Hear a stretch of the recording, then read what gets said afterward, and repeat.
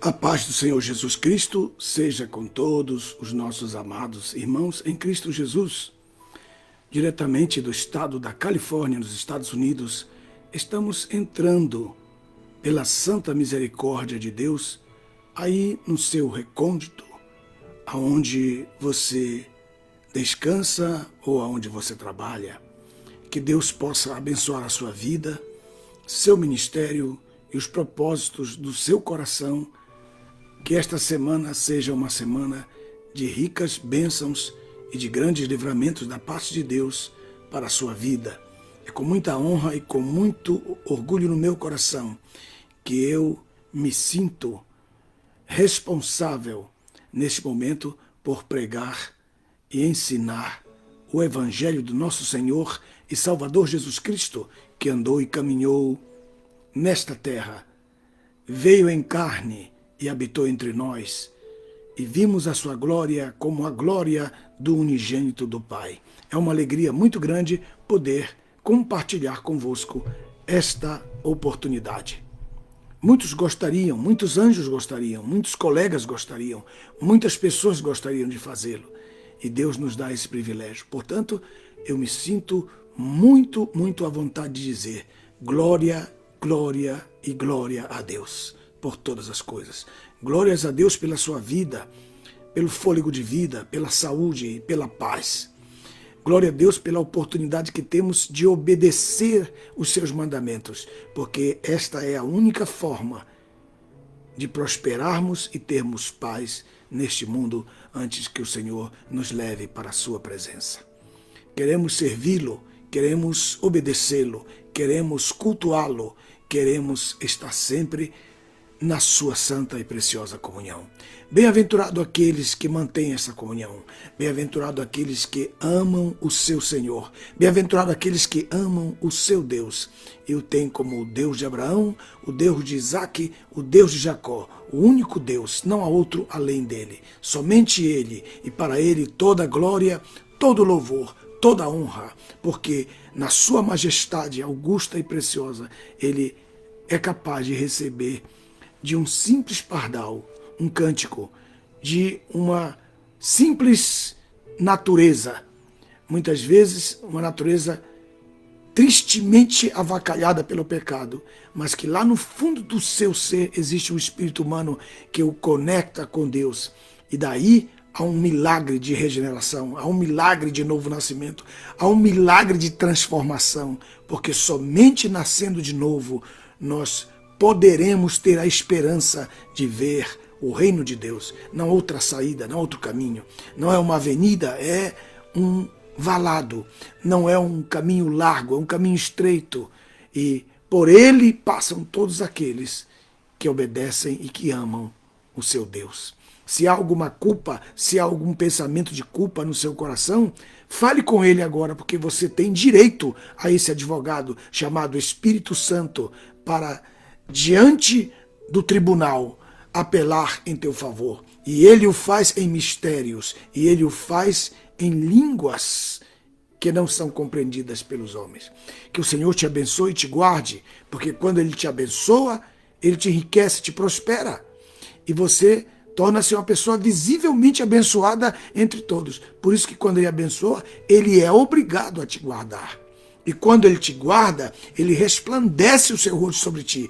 E você precisa ser visto não mais como aquele velho homem, mas sim como a própria pessoa de Cristo, na bondade, na piedade, na misericórdia, na paz e no caminhar com ele.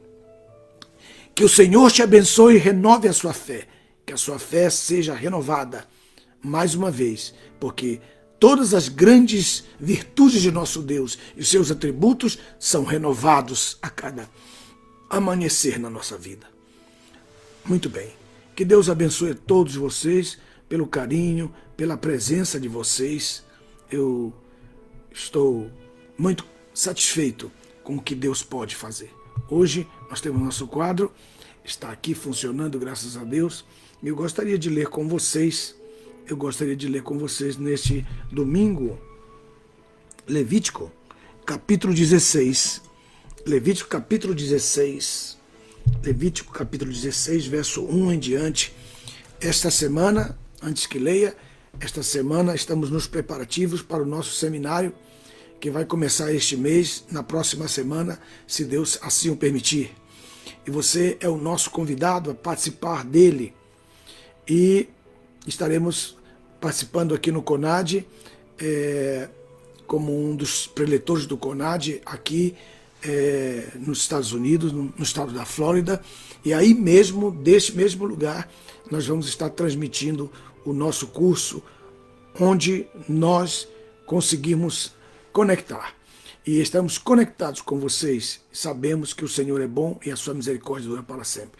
O livro que nós vamos usar é Proskuneologia 2. Então adquira esse livro, Proskuneologia 2, que ele vai ser utilizado neste seminário, aplicação das ofertas do Antigo Testamento no Novo Testamento, do Antigo Pacto no Novo Pacto. Que Deus possa te ajudar, que você possa fazer parte. E estaremos ali no livro de Levíticos, entrando profundamente, não tem nada a ver com os dois cursos de Levíticos que nós demos no passado. Isso aqui é como uma outra especialização no livro de Levítico. E eu quero que você faça parte, você que é ministro, você que prega sobre a prosperidade bíblica, não a prosperidade imediata, mas a prosperidade debaixo da obediência do livro de Deuteronômio capítulo 28, você que ensina para o seu povo, você deve, como ministro, é obrigatório para você fazer parte deste seminário, que você possa fazer mesmo parte e não somente fazer parte, mas também aprender conosco através da palavra de Deus. Vamos lá, no capítulo 16, verso 1, e falou o Senhor Jeová a Moisés depois da morte dos filhos de Arão, os quais se aproximaram diante da presença do Senhor e por isso morreram. E o Senhor Jeová disse a Moisés: dize a Arão, teu irmão, que não entre no santuário a qualquer momento para o interior do véu, diante do propiciatório que está sobre a arca, para que não morra, porquanto aparecerei no meio da nuvem sobre o propiciatório. Então nós temos aqui, já no princípio, o Senhor Jesus, quando ele estabeleceu o seu sacerdócio, ele foi marcante nas suas atitudes, porque quase todas as suas atitudes sacerdotais foram baseadas nesse capítulo, que é o capítulo 16.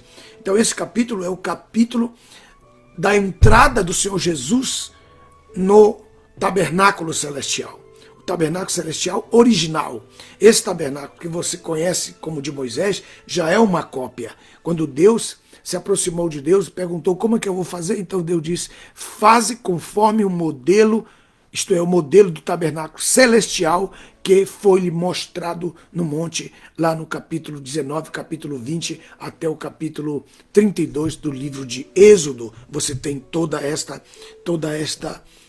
apoteose de Deus na intenção de trazer ao homem o culto celestial, na intenção de fazer com que ele participasse do culto terreno com a sua presença divina.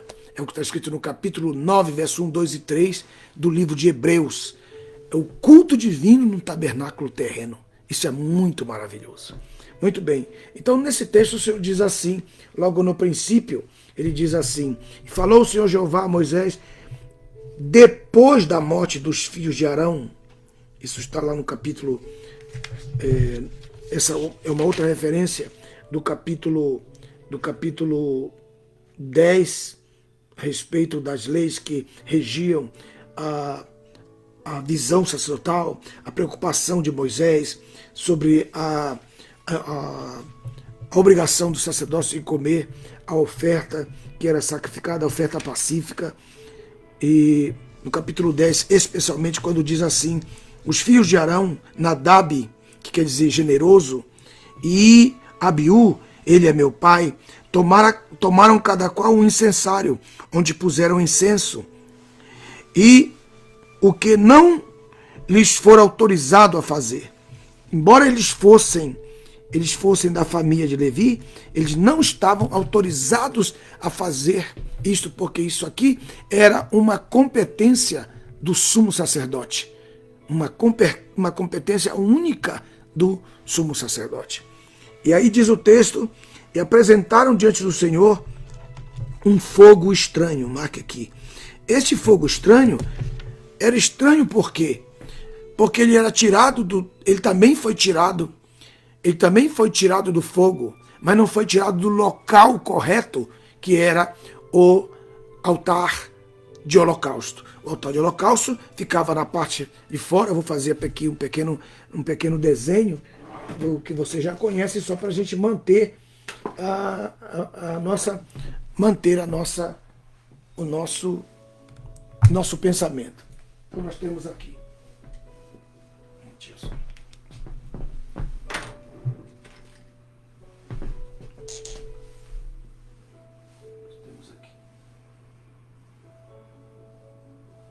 Nós temos o tabernáculo. Então nós podemos aqui colocar o tabernáculo. Então ele tinha o lugar santíssimo, era totalmente quadrado, tá? Ficava dentro desse quadrado aqui. E nós temos aqui o altar de incenso. Nós temos aqui, colocar em pé para que vocês vejam, porque senão eu teria que colocar só uma. E aqui a mesa dos 12 pães. E aqui fora a bacia, e aqui o altar de holocausto. E as cinzas eram tiradas e eram jogadas num lugar de cinzas. E nesse local de cinzas, então era queimado o holocausto. Era fora da porta. Então o tabernáculo tinha 6 peças contínuas e uma que era temporária, mas que era mais importante. Que era temporária, mas mais importante, que era o altar de holocausto. O altar de holocausto ele tinha que ser de pedras. Esse aqui era chamado altar de sacrifício, mas às vezes ele também era chamado altar de holocausto, mesmo ele não sendo o altar de holocausto, ele era chamado altar de holocausto. Mas por que ele também era chamado altar de holocausto? Ele era chamado altar de holocausto por causa da gordura do animal que era tirado e imolado antes dele ser levado aqui para a expiação. Então a gordura era queimada aqui. E o resto, a cabeça, o couro, as patas, as pernas, tudo era queimado aqui neste lugar de holocausto. Então isso aqui é muito importante, isso aqui isso já é uma aula que eu não deveria estar falando, né? Eu falo que vocês pensem o que eu vou perder neste grande seminário, porque todos os que escreveram sobre o tabernáculo, todos, sem exceção, mesmo americanos, argentinos, alemães, italianos, portugueses, que escrevem bastante sobre isso, todos os livros escritos sobre dizem que apenas haviam 7 peças.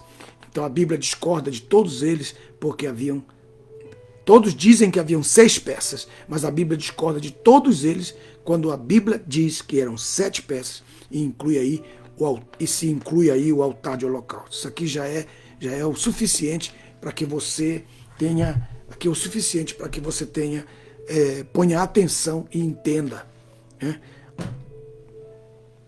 A razão por que Jesus morreu fora da porta, essa é a razão por que ele morreu fora da porta, tudo isso é aplicado na palavra de Deus. Vamos lá em Hebreus, só para eu fechar esse ponto, para você não ficar depois me perguntando pelo e-mail, e depois enchendo a paciência, porque não entendeu a aula e porque não está preparado para entender, então vamos ficar fazendo pergunta que não quer estudar. Muito bem, não quer gastar, que é mão de vaca, né? Não quer gastar. Muito bem. Eles compram uma bota de 3 mil reais e reclamam de um custo de 500. Eu acho isso aqui incrível. Mas eu sei até os estados que as pessoas pensam assim. quando eu digo e falo dos estados, eles ficam nervosos comigo, mas não estou nem aí para eles. Muito bem, veja aí o texto de Hebreus, capítulo 13, que você tem então aí a razão pela qual, isso aqui é a base, lógico que isso aqui é a base do que nós vamos estudar durante todo o período desse curso. Hoje é apenas uma aula grátis para todos, a segunda aula já vai ser já para quem está inscrito no curso, osanabibleschool.com.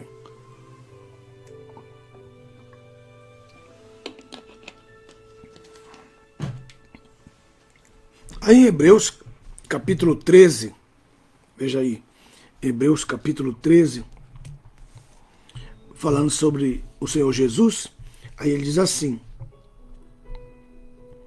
verso 10, estou lendo aqui a minha Bíblia querida e amada, que é a Bíblia Agenda. Você deve ter aí a Bereana, ou a Santa Bíblia, ou deve ter a Bíblia Ômega. Hebreus 13, 12. Nós temos um altar do qual aqueles que servem no tabernáculo não têm direito de comer. Nós temos um altar do qual aqueles que servem no tabernáculo não têm direito de comer. Porque os corpos dos animais cujo sangue é levado pelo sumo sacerdote, como oferta pelo pecado, ao lugar santíssimo, para a expiação dos pecados, são queimados fora do arraial. Então isso aqui é um holocausto. Esse aqui está se referindo à morte do bode expiatório, ou do bezerro expiatório, ou novilho expiatório, ou de um animal ovino expiatório, ou de um animal bovino expiatório, que era oferecido como oferta pelo pecado. Que essa oferta foi exatamente a oferta oferecida pelo pai do seu próprio filho, isto é, o Abraão celestial do Isaac celestial. Essa oferta oferecida pelo pai no seu altar. E ele diz assim, não tem direito a comer, porque toda a oferta que era oferecida pelo pecado não era comido pelo sacerdote. Foi por isso que Moisés brigou lá no capítulo 10. Ele brigou com Moisés brigou com Arão. Teve uma discussão lá no capítulo 10. Está aqui, ó, no capítulo 10, verso 17 ao 20. Alguém escreva aí, ó, que foi a preocupação de Moisés, que ele pergunta, por que não comeste a oferta expiatória pelo pecado no lugar santo? É coisa santíssima. E o Senhor Jeová vô-la deu para que levasses sobre vós a iniquidade da congregação e assim fizesses expiação por ela diante do Senhor Jeová. Aí ele diz assim, mas se não foi levado o sangue para dentro do Santíssimo, devias ter comido no lugar santo, como vos mandei. E então Arão disse a Moisés, eis que hoje eles ofereceram diante do Senhor Jeová sacrifício expiatório pelo pecado, e o seu holocausto, isto é, isto me aconteceu. Então ele está dizendo, Arão está dizendo para Moisés a razão pela qual ele não havia comido a perna que pertencia a ele, porque era uma oferta pelo pecado. Se concorda, ou nós temos a concordância em Hebreus 3:10, diz, nós temos o altar do qual aqueles que servem o tabernáculo não têm direito a comer. Aí nós temos aí o texto de Levítico, capítulo 10, que eu acabei de dar para vocês, do versículo 17 ao versículo 19. Então está tudo certo aqui, e isso está se coadunando, se completando. Agora veja só, aí ele fala sacrifício e fala holocausto. Aí o texto diz assim, no capítulo 13, versículo 12. Deixa eu falar mais alguma coisa aqui que é importante. Mais uma coisa importante aqui que eu queria mostrar para vocês agora aqui. Então olha o que vocês têm aqui. O altar de sacrifícios, nele eram oferecidas as ofertas pacíficas. Mas a oferta expiatória pelo pecado eram holocaustos. Mas, veja bem, sempre a gordura do holocausto era queimada aqui. Por esta razão que ele é chamado também de altar de holocausto, Mas o nome oficial dele é altar de sacrifícios. Põe isso na sua cabeça. Só a gordura que representa a alma era queimada aqui. Aqui seria o tipo do Getsemane e aqui seria o tipo do Calvário. Aqui seria o tipo do Calvário. Onde Jesus sofreu, colocou a gordura, a sua alma no Getsemane. Minha alma está triste até a morte. Então a gordura foi feita ali. Desde quando ele sofreu os seus grandes golpes que ele recebeu, ele vem sofrendo desde aqui. Porque o seu sofrimento começou lá no templo. Lá no templo. Aonde ele começa a deixar a sua alma, deixar a sua gordura e termina lá no Getsemane. Então, esse período em que a sua alma, a sua gordura é oferecida, e o seu sacrifício, ele tem uma dimensão, ele é tridimensional no seu sacrifício. É muito importante você observar isso aqui. Por quê? Porque ele sofreu em espírito na ocasião da mesa, no capítulo 13 de João, ele está sofrendo em espírito.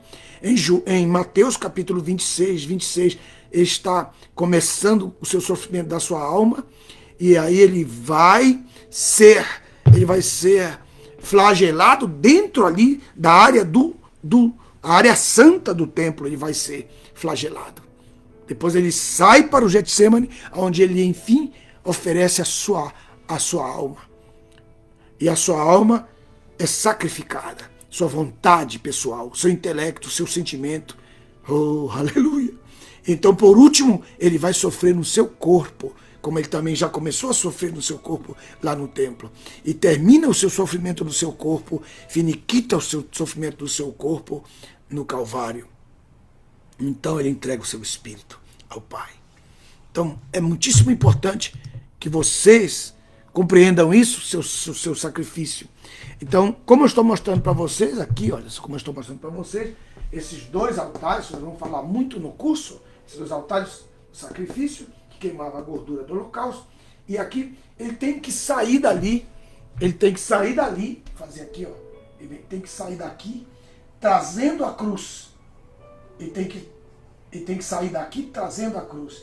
E ele vem caminhando até o Calvário. Até o Calvário. Então a sua caminhada daqui até o altar de holocausto. E agora vamos então fechar esse pensamento, que é o primeiro pensamento que eu estou dando para vocês neste momento. Veja só. Aí no capítulo 13 diz assim: por isso também Jesus, para santificar o povo com o seu próprio sangue, sofreu fora da porta.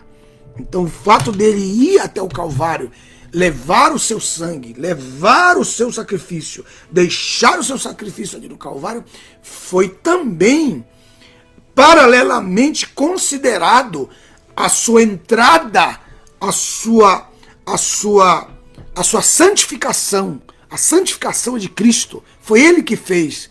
Como que ele fez essa santificação? Depositando o seu sangue no tabernáculo celestial. Tabernáculo celestial. É muito importante. É algo paralelo, é um trabalho que ele está fazendo fisicamente, como Cordeiro de Deus, né? E levando a cruz, derramando seu sangue na cruz do Calvário. O Calvário é o lugar das cinzas, o lugar do holocausto. Por isso que ele tem que sofrer fora da porta, no altar de holocausto, aonde se lançavam as cinzas, diz o texto. Capítulo 13, versículo 13 diz: portanto, saiamos ao seu encontro, fora do acampamento. Então nós temos que ir até ele na cruz. E diante da cruz, nós confessamos nossa fé, nossos pecados, nossa confiança. Confessarmos que nós só podemos ser regenerados mediante a santificação dele. Ele fez a santificação. Ele efetuou a santificação. Em João capítulo 17, verso 19 em diante, ele diz: por causa disso eu me santifico por eles. E no Hebreus capítulo 10, versículo 10, 12, vocês podem observar aí em Hebreus 10, Deixa eu ler para vocês, muito carinho para vocês aqui. Vocês tenham fome de estudar mais a palavra de Deus, vocês possam se preocupar com isso. 10:10. Foi nessa vontade que fomos santificados, pela oferta do corpo de Cristo Jesus, de Jesus Cristo feita uma vez para sempre. E no verso 10, Cristo, porém, havendo oferecido um sacrifício pelos pecados, assentou-se para sempre à mão direita de Deus. Então ele subiu.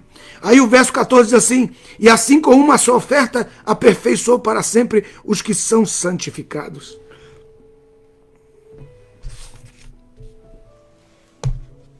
Então por que ele não morreu lá no altar de sacrifício? Por que ele não ficou lá morto ali, estendido ali? Por quê? Porque não era o lugar do holocausto.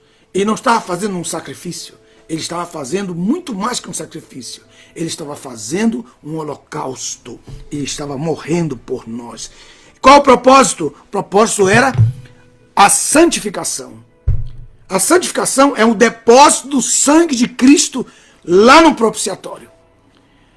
Quando isso não acontecia, que a base disso está em Levítico capítulo 16, dali que nós vamos partir para frente. Claro que eu não vou poder dar toda a aula aqui, são mais de 12 horas de aula que nós vamos dar. Então, esse princípio, ele marca, ele diz, nosso papel é ir atrás dele. Portanto, Jesus estava certo quando ele disse, tome cada um a sua cruz e siga-me, porque nós temos que sair ao seu encontro, fora do acampamento, no altar de holocausto, levando o seu vitupério, isto é, levando com ele a sua vergonha. Levando com ele a sua vergonha. E qual era a vergonha que ele estava levando? Os nossos pecados, as nossas dores, as nossas enfermidades. E tudo isso nos leva de novo para o mesmo texto, que é o texto do capítulo 10 de Levíticos, que concorda com o capítulo 53 de Isaías. Levíticos 10 com Isaías 53 e mais Hebreus capítulo 10, ou todo o livro inteiro, é uma coisa extraordinária, é uma apoteose de conhecimento bíblico para que vocês tenham isso. Aí o texto diz que quando Jesus morreu na cruz, ele nos santificou. É um fato real, já é uma realidade a nossa santificação. Nós fomos santificados pelo preço, pelo sangue que Jesus Cristo depositou nesse tabernáculo celestial original. Anote esses pontos, porque eles são muito importantes. Glorificado seja o nome do Senhor Jesus. Tenho que ler um texto aqui para vocês, que é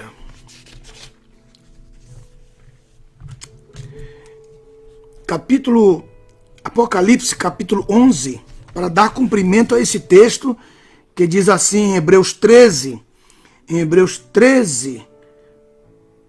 versículo... Pode ser o verso 11 em diante, e especificamente o verso 12, que é a comprovação de tudo isso, e o texto do tabernáculo. Apocalipse capítulo 11, versículo 19, diz, abriu-se o santuário de Deus que está no céu. E esse santuário está dentro da cidade. Esse santuário, deixa eu fazer esse desenho aqui para vocês. Eu vou fazer bem pequenininho para vocês terem uma ideia.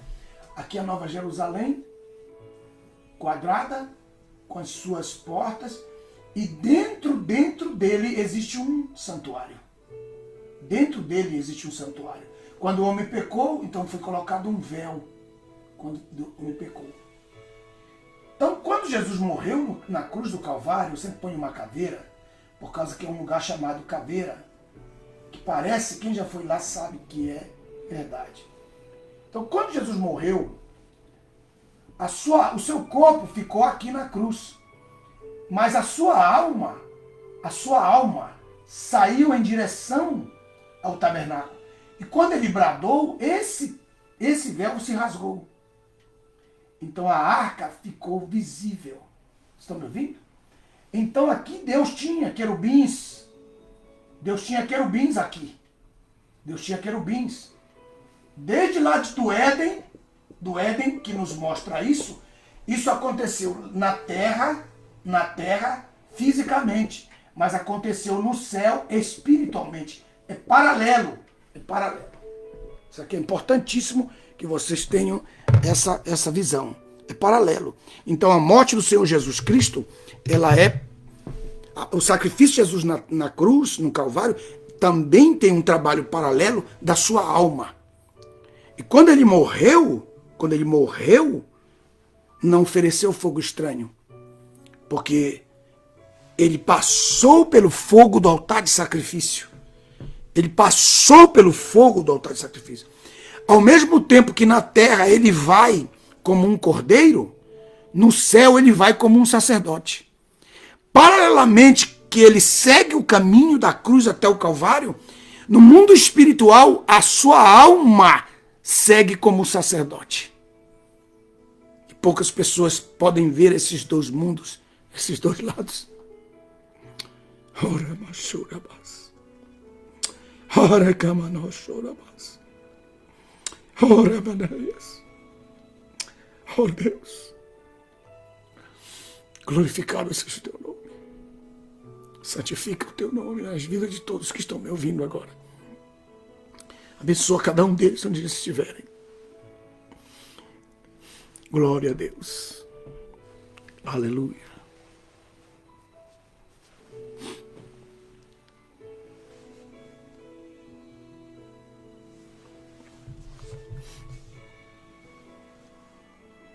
E ele fala sobre o Hebreus capítulo 13, verso 14, ele ainda fala assim, porque não temos aqui cidade permanente, mas procuramos a cidade vindoura, que é a Nova Jerusalém, que foi o caminho dele. Esse foi o caminho dele. Qual foi o caminho dele na sua alma? Qual foi o caminho dele na sua alma? É importante que nós saibamos, né? Voltando ao ponto, quando Jesus morreu, o seu corpo fazia o papel do cordeiro e a sua alma fazia o papel do sacerdote junto ao seu espírito humano. É muito importante que vocês tenham esse detalhe na sua mente.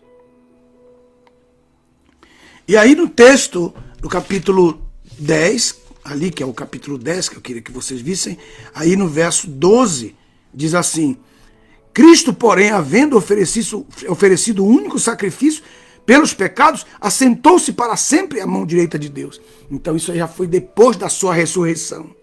Mas ele teve algumas saídas. A sua alma, quando ele morre na cruz, sua alma tem que entrar no lugar santíssimo. Por quê?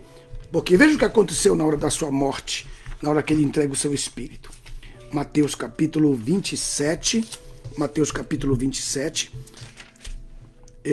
a partir do versículo 50, diz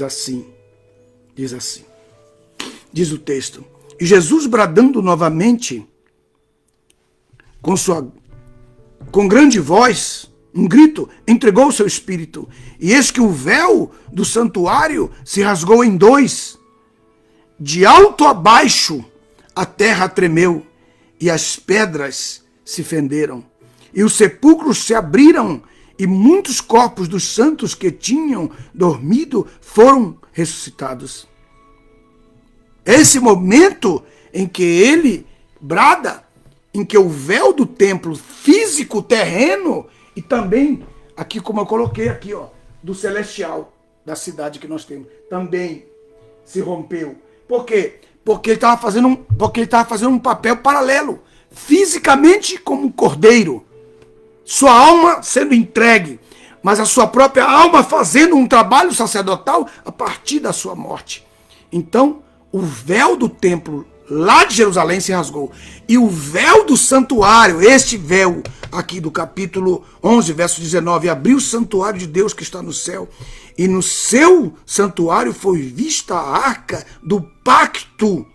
E houve relâmpagos, vozes, trovões, terremotos e grande chuva.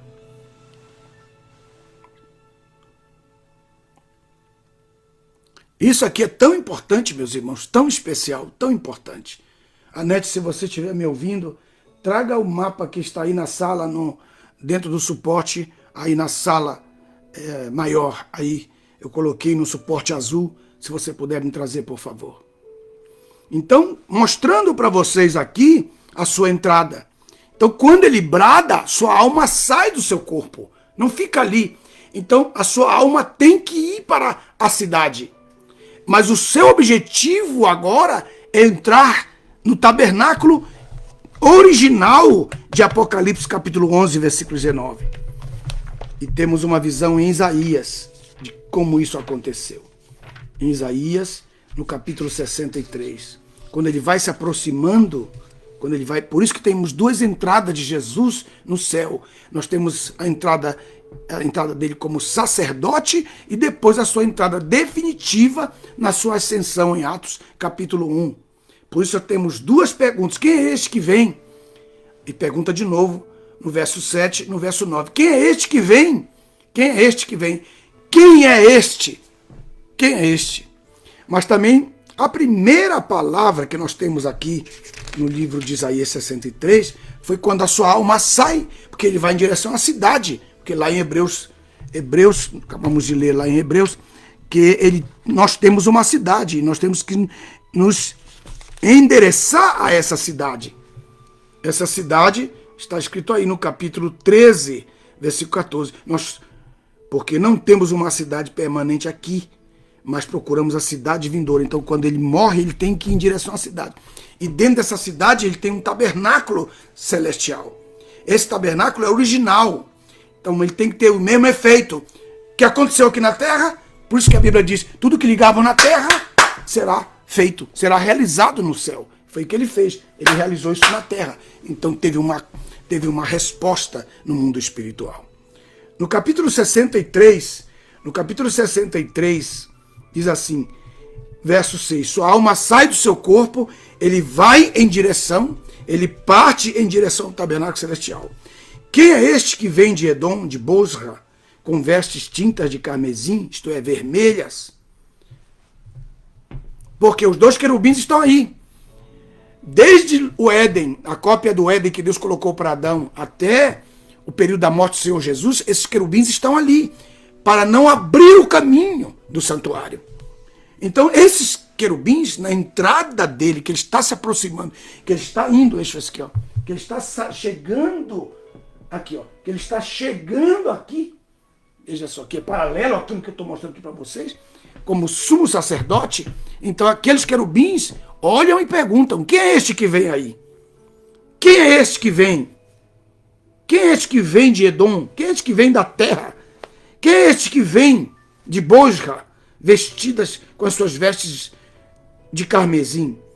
Aí este que é glorioso no seu traje, falando de Cristo, e que marcha e ostenta a glória da sua força, Cristo está indo de uma forma extraordinária. Aí ele responde, ao quase aproximar-se, sou eu, Cristo, entrando no santuário, que falo em justiça, entrando no santuário, poderoso para salvar, porque tem o sangue da redenção.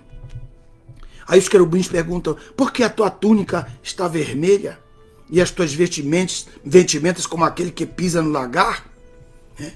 Um dia um aluno perguntou para mim por que eu sabia disso, por que era só uma revelação que Deus me deu, um sonho, e com as suas perguntas está me criticando. Então eu dei logo uma chave final. Dei lá, só foi na primeira. Caiu por terra seus argumentos. Por quê? Porque lá em Apocalipse capítulo 19, verso 13 e 15, ele volta a falar, dizendo, foi eu que pisei o lagar da ira. Pode ler lá em Apocalipse. E foi esse o versículo que eu dei. Então ele baixou a cabeça e disse, já não pergunto mais, eu estou aqui para aprender. Isso foi lá em Belo Horizonte, um grande homem de Deus que hoje é conhecidíssimo em toda a nossa nação brasileira. E se tornou um grande discípulo. E aí os querubins perguntam, por que a tua túnica está vermelha? E essa mesma túnica que ele vai usar quando ele voltar, quando ele se preparar para descer para a grande batalha do Armagedon, junto com a sua igreja, que é preparada no capítulo 19, verso 7, regozijemos e alegramos, porque é chegada às bodas do Cordeiro. Aí, no capítulo 19, o céu se abre e ele sai no cavalo branco, e no verso 13 está a prova. Está aqui no verso 13 a prova. Diz assim, e estava vestido com um manto salpicado de sangue, pelo qual se chama, e o nome pelo qual se chama é Verbo de Deus. E aí está escrito assim, olha só que coisa tremenda. E o verso 15 diz assim, e da sua boca saiu uma espada aguda, Por quê? Porque a espada flamejante que estava no Éden passou a ser a sua conquista. A espada aguda que o fere no Calvário, agora ele atira de si e toma como sua potestade. A espada resplandecente de Gênesis, capítulo 3, verso 23 e em diante. E agora no verso 15 ele diz assim: e da sua boca saiu uma espada aguda para ferir com ela as nações, e ele as regerá com vara de ferro. Ele é o mesmo que pisa o lagar do vinho do furor da sua ira, lá de Isaías, o Deus, o Todo-Poderoso. Então, voltando lá, os querubins perguntando, capítulo 63 de Isaías, ele diz para os querubins: eu sozinho pisei no lagar, e dos povos ninguém se achava comigo, falando dos seus discípulos. Então eu as pisei na minha ira e as esmaguei na minha fúria, e o seu sangue salpicou as minhas vestes e manchou a minha túnica. E essa é a mesma túnica com a qual ele virá. Olha o seu texto, Apocalipse, capítulo 19. É só juntar os textos. A palavra de Deus é maravilhosa. Ela é maravilhosa. Verso 13, capítulo 19, verso 13 de Apocalipse. E estava vestido com um manto salpicado de sangue. Este manto é o mesmo com que ele vai vir. Ele tem um guarda-roupa extraordinário, e esse guarda-roupa é maravilhoso. E nesse guarda-roupa ele guarda as suas vestimentas, a do seu casamento, do seu desposamento na cruz do Calvário, que essa é a veste do seu desposamento. Jesus não é noivo da igreja, ele é o esposo da igreja. A igreja não é noiva de Cristo, ela é esposa de Cristo. Os pastores que falam isso é porque eles não têm entendimento teológico sobre os três pontos do casamento. Primeiro é a promessa que foi feita antes da fundação do mundo. Segundo, é desposamento. Maria estava desposada de José e cada um estava na sua casa esperando as bodas, que é a terceira fase. Então Jesus é desposado. O texto certo, correto, a versão correta é esposo. A esposa diz com o Espírito, a esposa fala Maranata, a esposa diz, ora vem Senhor Jesus. Então isso aqui, essa é a roupa que ele vai usar quando ele voltar, porque ele vai lembrar de tudo aquilo que foi feito com ele lá dentro do lugar onde ele foi julgado por Pilatos, lugar onde ele também foi vestido com a coroa, uma coroa de espinhos, colocaram uma coroa de espinhos sobre ele e um manto real sobre ele. Tudo isso nós vamos estudar, meus irmãos. Por que tudo isso? Por que o manto? Por que essa coroa de espinho? Por que ele sentou? Por que a mesa? Por que lavou os pés? O que fazia aquele rapaz com aquele cântaro? De onde vem aquele cântaro? Por que ele lava os pés dos discípulos? Por quê? Qual é o fundamento bíblico do Antigo Testamento? Tudo isso nós teremos que estudar. E vamos estudar, porque é importante que a igreja no mundo inteiro, está completamente cega sobre isso. Poucos são que têm coragem ou preparo para ensinar isso, sem se contradizer.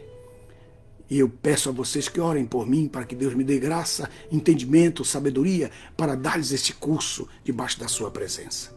Que você possa amar mais a obra do seu Senhor, que sofreu fora da porta. E esse é um altar de holocausto, onde nenhum de nós pode comer, porque esse é um altar totalmente queimado.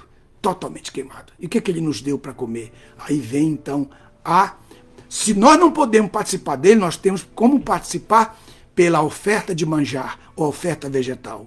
Então, qual é a oferta vegetal? É o pão, o trigo, o vinho, o azeite e a água. E o sal, a oferta vegetal. E essa oferta não pode ter levedura. Essa oferta não pode ter nenhum tipo de levedura. Essa é uma oferta especial, que representa a ceia do Senhor. Cristo fez uma vez, seu sacrifício, uma vez por todas, e nos santificou. E nós temos que ter uma vida santa, um viver santo. É o que Paulo fala em 1 Coríntios, capítulo 1. Logo no início ele já arrebenta. E também no capítulo 3, verso 1. Capítulo 3, verso 1 e 2. Aos santificados. Aí diz, chamados para serem santos. Então, a nossa santidade é uma forma de nós trazermos à memória a santificação feita por Cristo. Devemos seguir a santificação de Cristo, sem a qual nós não podemos ver a Deus. Não confunda santificação com santidade. Santidade é nossa, a santificação é dele. E em honra à sua santificação, nós passamos a viver uma vida em santidade. Que você possa se interessar nesse assunto. Tem mais de 12 horas de estudo para palmilharmos, para caminharmos. Orem por mim, porque temos um grande desafio nesse dia. Que Deus abençoe todos vocês e que vocês possam um dia ter o privilégio de, com a esposa, juntamente, pisar o lagar da alegria e da festa do casamento do Cordeiro e sua esposa. Que Deus te abençoe, muito obrigado. Obrigado pela sua audiência, obrigado por estarem aqui até agora.